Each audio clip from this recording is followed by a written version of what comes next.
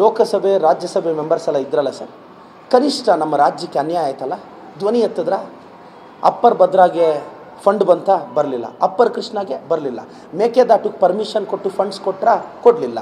State disaster relief fund ಬಂತ? ಬರಲಿಲ್ಲ. National disaster relief fund ಬಂತ? ಬರಲಿಲ್ಲ.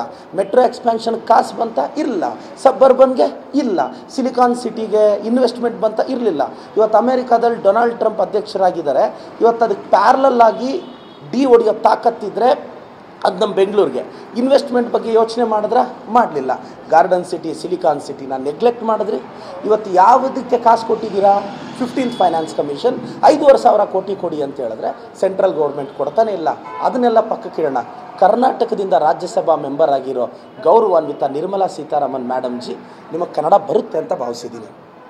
ನೀವು ಕರ್ನಾಟಕದಿಂದ ಓದೋರು, ನಾನು ನಿಮ್ಮ ಭಾಷಣ ನೋಡುವಾಗ ಒಬ್ಬ ಕನ್ನಡಿಗನಾಗಿ ನಿಮ್ಮ ಬಗ್ಗೆ ನನಗೆ ಗೌರವ ಆವತ್ತೂ ಇದೆ, ಇವತ್ತೂ ಇದೆ, ಯಾವತ್ತೂ ಇರುತ್ತೆ. ಆದರೆ ನೀವು ಕನ್ನಡದಲ್ಲಿ ಭಾಷಣ ಸ್ಟಾರ್ಟ್ ಮಾಡಿ ಕರ್ನಾಟಕಕ್ಕೆ ಆದ್ಯತೆ ಕೊಡಬೇಕಾಗಿತ್ತು. ತಾವು ಕೊಡಲಿಲ್ಲ. ತಾವು ಫೇಲ್ ಆದ್ರಿ. ಅಟ್ಲೀಸ್ಟ್ ಕರ್ನಾಟಕದ ಋಣ ಆದರೂ ತೀರಿಸ್ಬೇಕಲ್ವ ಮೇಡಮ್? ಋಣ ತೀರಿಸ್ಬೇಕಲ್ಲ. ಇಲ್ಲಿಂದ ಎಲೆಕ್ಟಾಗಿ ಹೋಗಿದ್ದೀರಾ? ಅದಿಲ್ಲ.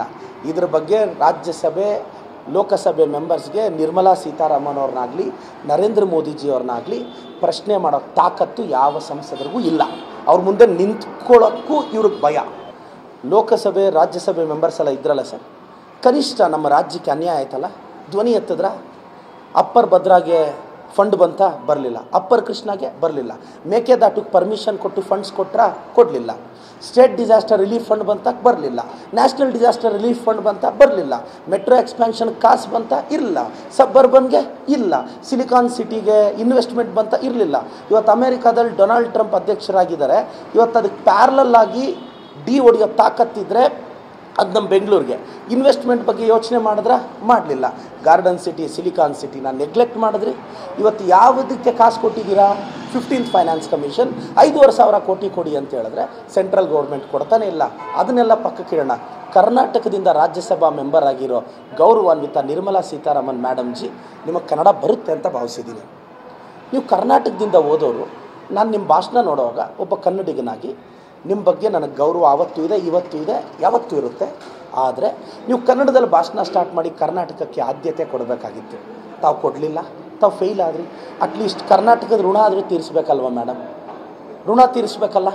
ಇಲ್ಲಿಂದ ಎಲೆಕ್ಟಾಗಿ ಹೋಗಿದ್ದೀರಾ? ಅದಿಲ್ಲ. ಇದ್ರ ಬಗ್ಗೆ ರಾಜ್ಯಸಭೆ ಲೋಕಸಭೆ ಮೆಂಬರ್ಸ್ಗೆ ನಿರ್ಮಲಾ ಸೀತಾರಾಮನ್ ಅವ್ರನ್ನಾಗಲಿ ನರೇಂದ್ರ ಮೋದಿಜಿಯವ್ರನ್ನಾಗಲಿ ಪ್ರಶ್ನೆ ಮಾಡೋ ತಾಕತ್ತು ಯಾವ ಸಂಸದರಿಗೂ ಇಲ್ಲ. ಅವ್ರ ಮುಂದೆ ನಿಂತ್ಕೊಳ್ಳೋಕ್ಕೂ ಇವ್ರಿಗೆ ಭಯ.